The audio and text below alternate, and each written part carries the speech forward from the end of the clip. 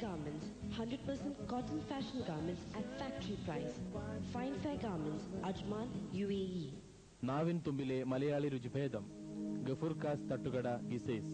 Telephone 0426324223 05036751199.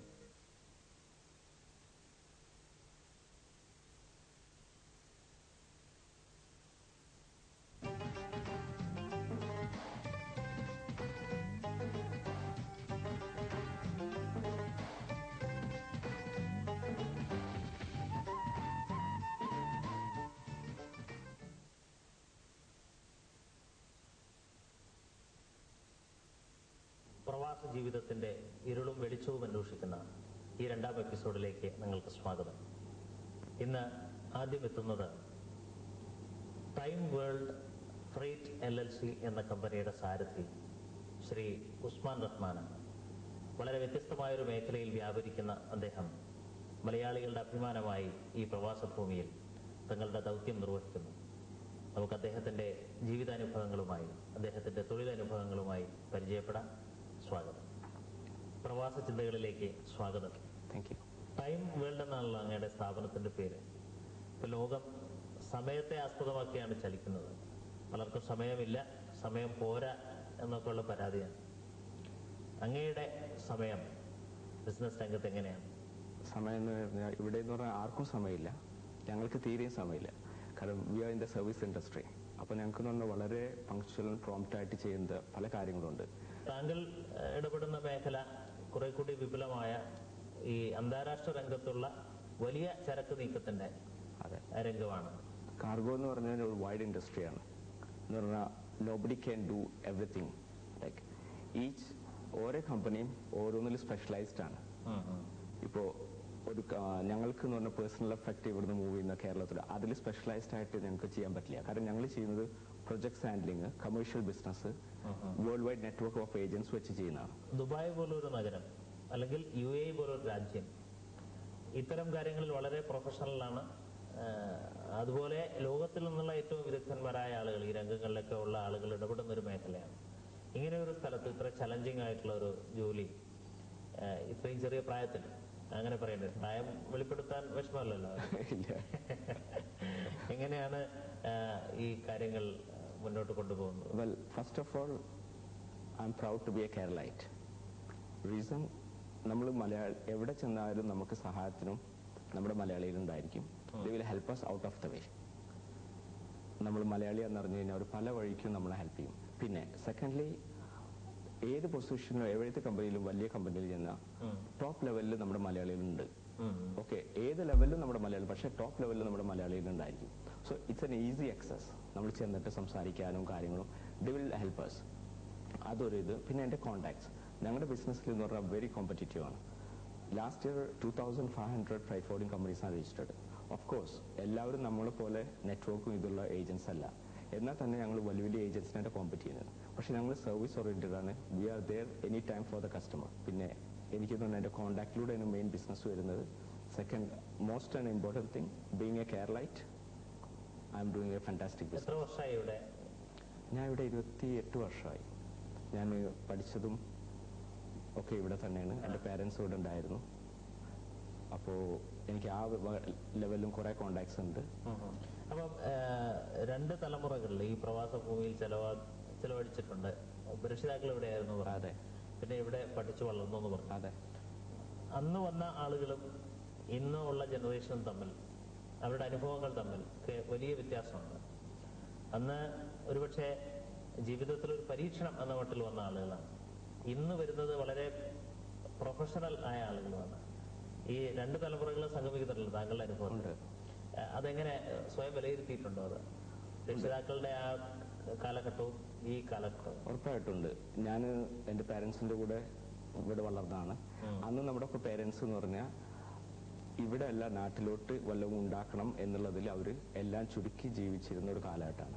മക്കളെ പഠിപ്പിക്കണം, വീട് ബാക്ക് ഹോം നാട്ടിലെല്ലാവരും നോക്കണം, ഇവിടെ ജീവിക്കണം, എല്ലാ കാര്യങ്ങളും അവർ. ഇന്നത്തെ കാര്യം അങ്ങനെയല്ല. ഇപ്പൊ ഞങ്ങൾക്കൊന്ന് പറഞ്ഞാൽ പാരന്റ്സിനെ നോക്കണ്ട എന്നല്ല, പക്ഷെ അവർക്ക് വേണ്ടി ഞങ്ങൾക്കൊന്നും കരുതേണ്ട ആവശ്യമില്ല. They made themself. അതെ. പിന്നെ നാട്ടിലേക്കൊന്നും അയച്ചു കൊടുക്കണം അങ്ങനത്തെ ഒരു ചിന്തകളോ ഒന്നുമില്ല. അപ്പൊ ഞങ്ങൾക്ക് അതൊരു അഡ്വാൻറ്റേജ് ആണ് എന്നെ പോലത്തെ ഒരാൾക്ക് ബിസിനസ് ചെയ്യാൻ. മറ്റേതെന്ന് പറഞ്ഞു കഴിഞ്ഞാൽ എന്ത് ചെയ്യുമ്പോഴും നമ്മൾ രണ്ടാമത് ചിന്തിക്കും. ഇപ്പോഴും ചിന്തിക്കുന്നുണ്ട്, പക്ഷെ നമുക്ക് വേറൊന്നും ചിന്തിക്കേണ്ട, നമ്മുടെ കാര്യങ്ങൾ ചിന്തിച്ച് അങ്ങോട്ട് മുന്നോട്ട് പോയാൽ. പിന്നെ ആൾക്കാരിൽ ചേഞ്ച് ചെയ്യുന്നത് അന്ന് ഒന്ന് കണ്ടമാനം സമയം ഉണ്ടായിരുന്നു. എല്ലാവരും ഭയങ്കരമായിട്ട് കോർഡിനേറ്റ് ചെയ്തിരുന്നു, അങ്ങോട്ടും ഇങ്ങോട്ടും അറിഞ്ഞിരുന്നു. എന്റെ ഫാദറിനെ എല്ലാവരും പറ്റി അങ്ങോട്ട് അറിഞ്ഞിരുന്നു. ഇപ്പോൾ എന്ന് പറഞ്ഞാൽ ആർക്കും സമയമില്ല. വളരെ ലിമിറ്റഡ് ആൾക്കാർ അങ്ങോട്ടും ഇങ്ങോട്ടും ആവശ്യമുണ്ടെങ്കിൽ നമ്മൾ കമ്മ്യൂണിക്കേറ്റ് ചെയ്യും, അല്ലെങ്കിൽ കമ്പനിയാവും. ഇല്ല വെച്ചെങ്കിൽ will stay away of course. എന്നാലും നമ്മൾ കോണ്ടാക്ട് ചെയ്യുന്നുണ്ടെങ്കിലും അത്ര അധികം നമുക്ക് ആരെയും കുറ്റം പറഞ്ഞിട്ട് കാര്യമില്ല. അന്നത്തെ ജീവിതമല്ല ഇന്ന്. ഇന്ന് പറഞ്ഞാൽ ഫാസ്റ്റ് ലൈഫായി. എല്ലാവർക്കും ശരിക്കും സ്ട്രഗിൾ ചെയ്താലാണ് ജീവിക്കാനും പറ്റുള്ളൂ. ഇപ്പൊ ഇവിടെ ഗൾഫിലുള്ള മലയാളികൾ നേരത്തെ ഉള്ളതിൽ നിന്നുള്ള ഒരു ചെറിയ മാറ്റം, സംഘടനകളൊക്കെ ഉണ്ടായിരുന്നു, ധാരാളം അത്തരത്തിലുള്ള പ്രവർത്തനങ്ങൾ ഉണ്ടായിരുന്നു. അതിനൊക്കെ വളരെ വിപുലമായിട്ടുള്ള ഒരു രീതിയാണ് ഉണ്ടായിരുന്നത്. അങ്ങനെയുള്ള മെയിൻ സ്ട്രീം ഓർഗനൈസേഷൻസ്, മുഖ്യധാരാ സംഘടനകൾക്ക് പകരം പ്രാദേശിക സംഘടനകളാണ് കൂടുതലുണ്ടായിരുന്നത്. ഒരു പഞ്ചായത്തിന്റെയോ ഒരു താലൂക്കിന്റെയോ ജില്ലയുടെയൊക്കെ അടിസ്ഥാനത്തിലുള്ള കൂട്ടായ്മകൾ. അങ്ങനെയുള്ള ഏതെങ്കിലും പ്രസ്ഥാനങ്ങളുമായി ബന്ധപ്പെടുന്നുണ്ടോ? ഉണ്ട്. ഞങ്ങൾക്ക് എന്ന് പറഞ്ഞാൽ ഞാൻ തൃശ്ശൂർ വടക്കാഞ്ചേരി എന്ന് പറഞ്ഞ സ്ഥലത്താണ്. വടക്കാഞ്ചേരിയിൽ ഒരു സംഘടന, അത് 15 വർഷം എൻ്റെ പാരന്റ്സ് ഒക്കെ ഉള്ളപ്പോൾ ഒരു 15-16 വർഷം മുന്നേ ഉണ്ടാക്കിയിട്ടുള്ള. അത് ഞങ്ങളുടെ പഞ്ചായത്തിലെ, വടക്കാഞ്ചേരി പഞ്ചായത്തിലെ കുറച്ച് ആളുകൾ മാത്രമായിട്ട്, അവിടെ കുറച്ച് ആളുകൾ അവിടെ ഉള്ള ആൾക്കാരൊക്കെ കൂടി ഉണ്ടാക്കി. അത് ഇന്നും നിലവിലുണ്ട്. അവർ കണ്ടമാനം കാര്യങ്ങൾ ചെയ്യുന്നുണ്ട്. അന്നത്തെ കുറെ ആൾക്കാർ വയസ്സായി അവർ പിരിഞ്ഞു പോയവരുണ്ട്, ഡിഫൻസിലും ഇതിലൊക്കെ പിരിഞ്ഞു പോയത്. പക്ഷെ ഇന്നും അത് നിലവിലുണ്ട്. ഇന്നലെയും കൂടി ഞങ്ങൾക്ക് അതിന്റെ പാർട്ടി ഒരു ഫംഗ്ഷൻ ഉണ്ടായിരുന്നു. വേറെ ഒന്നിനല്ല, ഒരു get together new year plus ഞങ്ങൾ ഡൊണേറ്റ് ചെയ്യാൻ വേണ്ടിയിട്ട്, ഇപ്പോൾ നാട്ടിൽ നടന്ന ഈ ദുരന്തത്തിന് ഡൊണേറ്റ് ചെയ്യാൻ വേണ്ടിയിട്ട് ഞങ്ങൾ അതിന്റെ ഇന്നലെ അവിടെ എല്ലാവരും കൂടി എന്നിട്ട് ഞങ്ങൾ ഡിസൈഡ് ചെയ്ത ഒരു ഫിക്സ്ഡ് എമൗണ്ട് നമ്മൾ അയച്ചു കൊടുക്കണം. ഇവിടെ നിന്ന് ഇത്രയും വലിയ പരിചയ സമ്പത്ത് ഈ ചെറിയ പ്രായത്തിനകം തന്നെ ആർജിച്ചു. വളരെ വ്യത്യസ്തമായിട്ടുള്ള ഒരു വർക്ക് കൾച്ചർ, അങ്ങനെ ഒരു തൊഴിൽ സംസ്കാരം തന്നെ ഇവിടെ ഉണ്ട്. ഇതിന്റെ ഒരു സാധ്യത നാട്ടിൽ പ്രയോജനപ്പെടുത്തുന്ന വല്ലതും ആലോചിക്കുന്നുണ്ടോ? വെൽ, ഇൻട്രസ്റ്റഡ് ആണ്, പക്ഷേ എനിക്ക് തോന്നുന്നില്ല. കാരണം ഞാൻ നാട്ടിൽ തന്നെ പോകുമ്പോൾ ഞാൻ കോയമ്പത്തൂർ ഇവിടെയൊക്കെ ബിസിനസ് ചെയ്യുന്നുണ്ട് പലതായിട്ട്. അപ്പൊ അവിടെ തന്നെ നമുക്ക് കേരളൈറ്റ്സിന്റെ ആറ്റിറ്റ്യൂഡ് എനിക്ക് മനസ്സിലാവുന്നു. കേരളത്തിലുള്ള കേരളൈറ്റ്സ് അല്ല, ഈ just few kilometres away in Coimbatore, അവിടുത്തെ ആൾക്കാർ തന്നെ പറയും, അവിടുത്തെ ഓണേഴ്സ്, നോക്ക് നിങ്ങളുടെ മലയാളികൾ ഇവിടെ എത്ര ഭംഗിയായിട്ട് അവർ ജോലി ചെയ്യുന്നു. നിങ്ങളുടെ ഇവിടുന്ന് ഫ്യൂ കിലോമീറ്റേഴ്സ് അങ്ങോട്ട് പോയാൽ അവർ സ്ട്രൈക്കിൽ ഇൻവോൾവ് ആണ്. അപ്പോൾ കേരളത്തിൽ ചെയ്യണമെന്ന് ആഗ്രഹമുണ്ട്, പക്ഷേ പേടിയാണ്. അപ്പോൾ സമയത്തിന്റെ പ്രാധാന്യം, അതിന്റെ മൂല്യം ഒക്കെ മനസ്സിലാക്കി ഈ ചെറിയ സമയത്തിനകം തന്നെ നല്ല ഒരു ബിസിനസ് സാമ്രാജ്യം എന്ന് പറയാറായിട്ടില്ലെങ്കിലും നല്ല ഒരു മേഖല കണ്ടെത്തിയ താങ്കൾക്ക് ആ രംഗത്ത് എല്ലാ വിജയവും ആശംസിക്കുകയാണ്. Thank you. പ്രവാസ ചിന്തകളിൽ പങ്കെടുത്തതിന് നന്ദി. Thank you.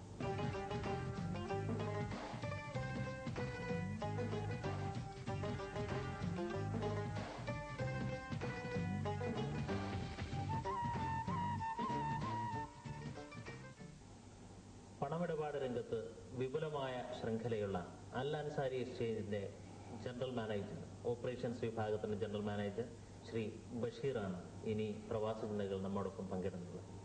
പ്രവാസ ചിന്തകളിലേക്ക് അങ്ങേക്ക് സ്വാഗതം. വളരെ സന്തോഷമുണ്ട്. പണത്തിന് മേലെ പെരുന്തും പറക്കില്ല എന്നാണ് പ്രമാണം.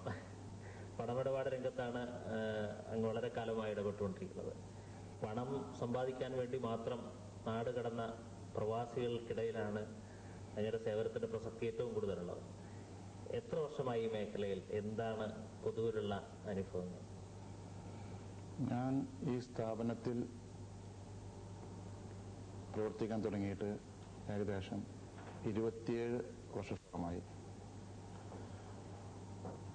ഈ 27 വർഷത്തെ അനുഭവങ്ങൾ ഒരു ചെറിയൊരു ചോദ്യത്തിൽ ഒതുക്കുക എന്നുള്ളത് എളുപ്പമല്ല. വലിയൊരു കാലമാണ്. അതെ, വലിയൊരു കാലഘട്ടമാണ് അത്. ഞാൻ ഉദ്ദേശിച്ചത് പ്രവാസികളുടെ, അതും കടൽ കടന്നെത്തിയ നമ്മുടെ നാട്ടുകാർക്കിടയിലെ മഹാഭൂരിപക്ഷവും താഴ്ന്ന വരുമാനക്കാരായ ആളുകളാണ്. അവരാണ് എക്സ്ചേഞ്ചുകളെ ഏറ്റവും കൂടുതൽ ആശ്രയിക്കുന്നത്. ആ വിഭാഗത്തിന്റെ ധന സമ്പാദനത്തെക്കുറിച്ച്, അതിന്റെ വിനിമയത്തെക്കുറിച്ച് ഒക്കെ എന്താണ് തോന്നിയിട്ടുള്ളത്? ഇപ്പോൾ ചോദ്യം വളരെ പ്രസക്തമാണ്. നമ്മളെല്ലാവരും ഇവിടെ പ്രവാസികൾ ഇവിടെ ചേക്കേറിയത് പണം സമ്പാദനത്തിന് വേണ്ടിയാണ്. എന്ന് വെച്ചാൽ നമ്മളെ ആശ്രയിച്ചു കഴിയുന്ന ഒരു പറ്റം കുടുംബപരമായിട്ടും സാമൂഹികപരമായിട്ടും മറ്റെല്ലാ വിധത്തിലും നമ്മളോട് അല്ലെങ്കിൽ നമ്മളെ കടപ്പെട്ടുള്ള അല്ലെങ്കിൽ നമ്മളോട് കടപ്പെട്ടിട്ടുള്ള ഒരുപാട് പേരുടെ ജീവിതം കെട്ടിപ്പടുക്കാനായിട്ടാണ് ഇവിടെ എല്ലാവരും ഇവിടെ വന്നുചേർന്നത്. ഇപ്പൊ അതിന് പ്രധാനമായിട്ട് ആ ബിസിനസ് വോളിയം നോക്കിയിട്ടാണ് ആ മേഖലയിൽ പ്രവർത്തിക്കുന്നതെന്ന് എനിക്ക് തോന്നുന്നു. ഇത്രയും കുറഞ്ഞ വരുമാനക്കാർ, ഇത്രയും കൂടുതൽ ആളുകൾ പണം അയക്കുന്നു, അവർക്ക് കൊടുക്കുന്ന ഈ സേവനം തൃപ്തികരമാണ് എന്ന് തോന്നിയിട്ടുണ്ടോ? തൃപ്തികരമായിട്ട് തോന്നുന്നത് വെച്ചാൽ മാർക്കറ്റിൽ ഈ സേവന രംഗത്ത് വളരെയധികം മാറ്റങ്ങൾ സംഭവിച്ചിട്ടുണ്ട്. ഇതര മേഖലകളിലെ പോലെ തന്നെ ഒരു 27 വർഷം മുന്നത്തെ ഒരു കൺസെപ്റ്റ് അല്ല ഇന്നുള്ളത്. ഈ വിവരസാങ്കേതിക വിദ്യ ഇത്രയും പുരോഗമിച്ചതുകൊണ്ട് തന്നെ നമ്മൾ വളരെ വീട്ടിലിരുന്നു കൊണ്ട് തന്നെ ഇപ്പോൾ ഈ വിനിമയം നടത്താം എന്നുള്ള ഒരു സൗകര്യത്തിലേക്കാണ് ഇപ്പോൾ നീങ്ങിക്കൊണ്ടിരിക്കുന്നത്.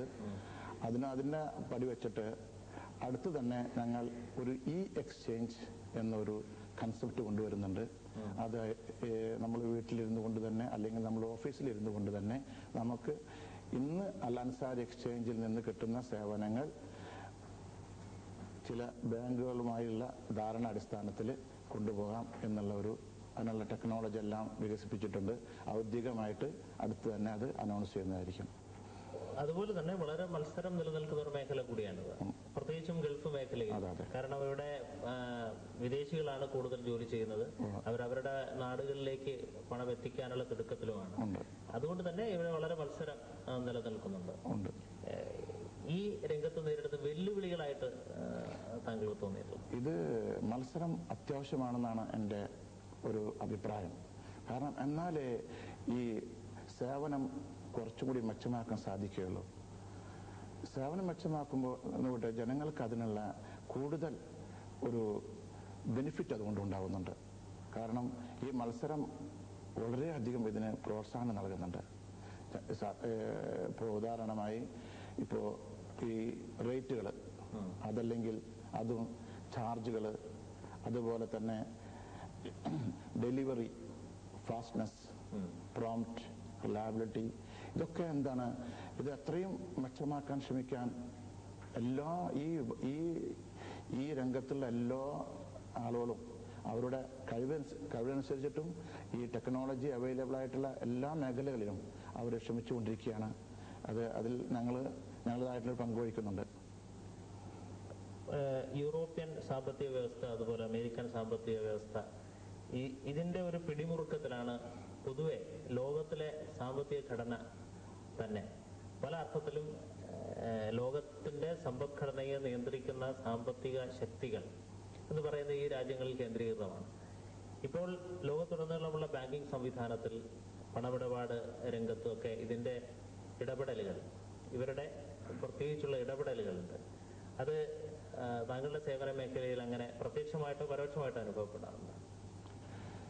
ഇന്ന് സാമ്പത്തിക മേഖല ആകെ നിയന്ത്രിക്കപ്പെടുന്നത് ഈ വ്യവസായ രാജ്യങ്ങളാണ്.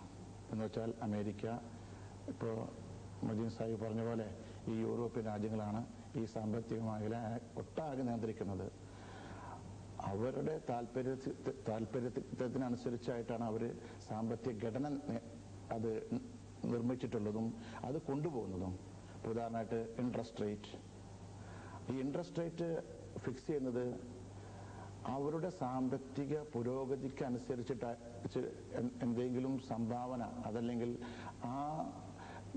ഈ റേറ്റ് നിലവാരം അല്ലെങ്കിൽ ഇൻട്രസ്റ്റ് റേറ്റ്, ഇത് ആ സാമ്പത്തിക മേഖല അവർക്ക് ഒരു റിക്കവറി ഉണ്ടാക്കാൻ സഹായിക്കുമെങ്കിൽ അവർ ഏതറ്റം വരെ പോകാൻ തയ്യാറാണ്. മറ്റു രാജ്യങ്ങൾക്ക് അതിൽ ഒരുവിധ റോളുമില്ല എന്നുള്ളതാണ് അതിൻ്റെ യഥാർത്ഥം.